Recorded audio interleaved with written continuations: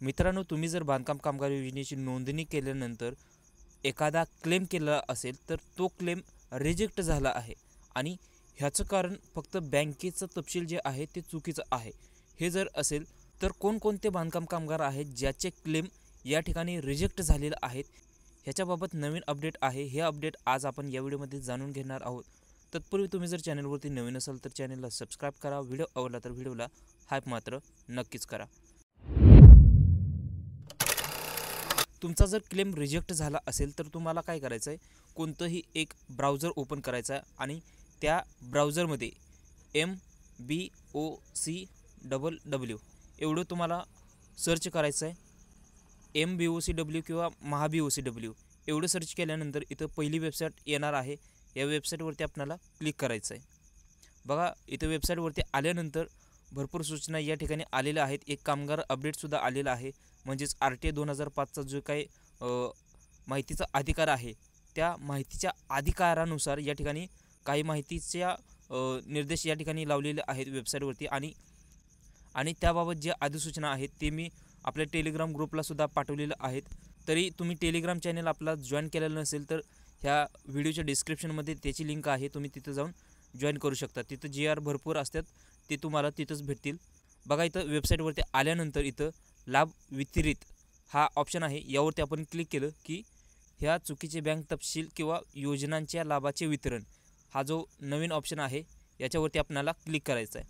यानंतर तुम्ही पाहू शकता या ठिकाणी तुम्ही जे पण क्लेम केलेलं आहेत, ज्यांचे क्लेम रिजेक्ट झालेले आहेत त्या सगळ्या कामगारांची या ठिकाणी यादी आलेली आहे. आता इथं तुम्ही पाहू शकता की इथं तुमचा जो जिल्हा आहे तो जिल्हा पहिला तुम्हाला निवडायचा आहे. इथं बघा, तुमचे सगळे जिल्हे आलेले आहेत. फॉर एक्झाम्पल मी असा एक कोणता तरी जिल्हा निवडतो आहे, तर भंडारा जिल्हा निवडला आपण. आता तुमची कोणती स्कीम आहे तर ती स्कीम निवडू शकता. तर या ठिकाणी तुमची जी स्कीम आहे E01, E02 किंवा S1, S2 काय जे आहे ती, हे जर तुम्हाला माहीत नसेल तर हरकत नाही आहे. तुम्ही फक्त जिल्हा निवडून घेतला, तुमचा जो पण जिल्हा आहे तो निवडून घ्या.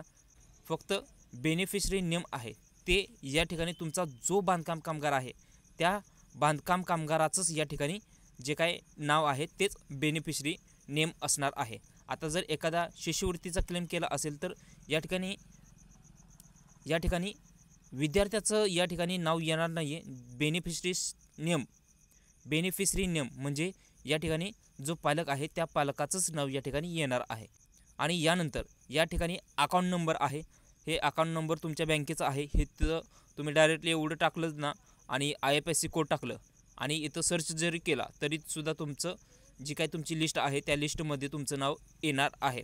तर मित्रांनो, अशा पद्धतीने हे सगळे जिल्हे तुम्ही पाहू शकता. ह्या जिल्ह्यामध्ये आपण एक नागपूर धरलं तर ह्या नागपूर जिल्ह्यामध्ये जेवढे पण रिजेक्ट झालेले फॉर्म आहेत आणि त्यांचं कारण बँक तपशील हा चुकीचा आहे किंवा जे पण तुम्ही बँकेचं प्रत अपलोड केलं आहे ते प्रत या ठिकाणी जर ब्लर असेल किंवा जे काय IFSC कोड किंवा अकाउंट नंबर चुकीचा असेल तर या ठिकाणी हे सगळे लाभार्थी आहेत. ह्या लाभार्थ्यांचा जो काही क्लेम आहे तो रिजेक्ट झालेला आहे आणि त्याचं रिझन बँक तपशील हे आहे. आता इथं तुम्ही पाहू शकता पहिला जो काय बेनिफिशरी नेम आहे सागर, तर ह्याचा डिस्ट्रिक्ट आपण आता नागपूर निवडलं त्यामुळं नागपूर आले. आता ह्याचा जो क्लेम आहे तो 2500 रुपयाचा आहे, म्हणजेच E01 आता 2500 म्हटलं तर ह्याच्यावरून आपण अंदाज लावू शकतो की स्कॉलरशिपचा हा क्लेम आहे.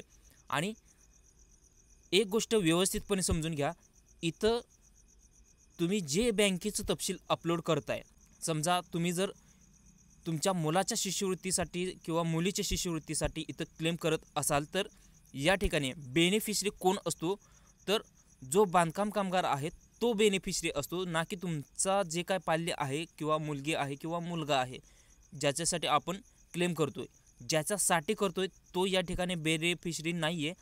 तुम्ही स्वतः या ठिकाणी बेनिफिशरी असणार आहे, म्हणजेच हा क्लेम तुमचा आहे पण तुमच्या पाल्यासाठी आहे. आणि इथं समजून घ्या, इथं सगळे जिल्हे आहेत. ह्या सगळ्या जिल्ह्यामध्ये कोणताही जिल्हा निवडा तुम्ही, यामध्ये कुठलीही स्कीम धरा. आता ह्यामध्ये जर स्कॉलरशिपची धरली तर या ठिकाणी साधारणतः सगळी एक नॉर्मल चूक आहे, एकदम साधी सिंपल चूक आहे. ही सिंपल चूक हे क्लेम आहे ते रिजेक्ट होण्याचं कारण आहे. आता ही चूक काय आहे तर जो बेनिफिशरी आहे म्हणजेच बांधकाम कामगार आहे तो बेनिफिशरी आहे आणि बांधकाम कामगाराचा हा क्लेम आहे ना की विद्यार्थ्याचा. मित्रांनो, हे व्यवस्थित समजून घ्या. तुम्ही तुमच्या पाल्यांसाठी क्लेम करताय पण क्लेम तुमचा स्वतःचा आहे. त्याच्यामुळे बँकेचं जे खातं आहे ते तुम्हाला तुमच्या स्वतःचंच या ठिकाणी अपलोड करायचं आहे. या ठिकाणी भरपूर कामगार किंवा सी सेंटर किंवा जे काही एजंट आहेत हे काय करत आहेत, कामगाराचं बँकेचं खातं अपलोड न करता विद्यार्थ्याचं बँकेचं खातं या ठिकाणी अपलोड करतात आणि ह्या एका साधारण चुकीमुळं काय होतं, हा जो क्लेम आहे तो शिष्यवृत्तीचा क्लेम रिजेक्ट होतो आणि त्याच्यामुळेच या ठिकाणी 22 एप्रिल 2025 पर्यंतचे जे काय क्लेम आहेत ते क्लेम रिजेक्ट झाले आणि ह्याचं कारण म्हणजे चुकीच्या बँक तपशिलामुळे बँकेमध्ये त्यांचे जे काही पैसे आहेत ते लाभाचे वितरण झालेले नाही. तर कामगार मित्रांनो, तुम्ही जर तुमच्या पाल्यांसाठी या ठिकाणी क्लेम केलेला असेल तर तुमचं स्वतःचं या ठिकाणी अकाउंट नंबर टाका, तुमच्या बँकेचं IFSC कोड टाका आणि हे टाकून झाल्यानंतर या ठिकाणी सर्चवरती क्लिक करायचं आहे. आणि जर अकाउंट नंबर आणि IFSC कोड जर बरोबर असेल तर या ठिकाणी तुमचं जे काही नाव आहे ते इथं नाव येणार नाही आहे. पण आता हे इथं IFSC आणि अकाउंट नंबर बरोबर असून सर्च केल्यानंतर तुमचं नाव का येणार नाही आहे, का तर तुमचं IFSC आणि अकाउंट नंबर हे बरोबर आहे. आता बरोबर आहे तर इथं येण्याचं कारणच नाही आहे, कारण ही जी लिस्ट आहे ते रिजेक्ट झालेले बांधकाम कामगाराचे किंवा इतर क्लेम आहेत ते क्लेम रिजेक्ट झालं आहे त्यांचीच लिस्ट या ठिकाणी लागत आहे. त्याच्यामुळे तुमचा अकाउंट नंबर आणि IFSC कोड टाकून सर्च केला की इथं जर तुमचा नाव किंवा तुमचं जे काही क्लेम आहे तो क्लेम त्याची अमाऊंट इथं येत नसेल तर गुड न्यूज आहे तुमच्यासाठी. तुमचा जो काही फॉर्म आहे, जो काही क्लेम आहे तो अप्रूव्हल होण्याची शक्यता एकदम दाट आहे. आता या ठिकाणी तुम्हाला जर तुमचं IFSC कोड किंवा बँक अकाउंट नंबर जर माहीत नसेल तर काय करायचं आहे, डायरेक्टली तुमचा जो काय जिल्हा आहे तो जिल्हा सिलेक्ट करा.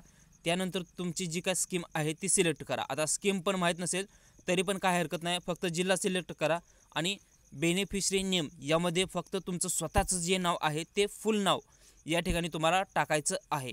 आणि याच्यानंतर तुम्हाला इथं सर्चवरती क्लिक केलं की तुमच्या जिल्ह्यामध्ये आणि तुम्ही जे नाव टाकलं आहे त्या नावानुसार या ठिकाणी जी लिस्ट आहे ती तुमच्या जिल्ह्याची लिस्ट लागणार आहे. तर त्यामध्ये तुमचं नाव स्वतःचं शोधावं लागणार आहे. तर कामगार मित्रांनो, अशा पद्धतीने 22 एप्रिल 2025 पर्यंत जे पण क्लेम बँक खात्याच्या कारणामुळे रिजेक्ट झालेलं आहे त्यांची ही लिस्ट तुम्ही इथं पाहू शकणार आहात. जर तुमचं नाव या लिस्टमध्ये जर आलेलं असेल तर मला कमेंटमध्ये नक्कीच सांगा, कारण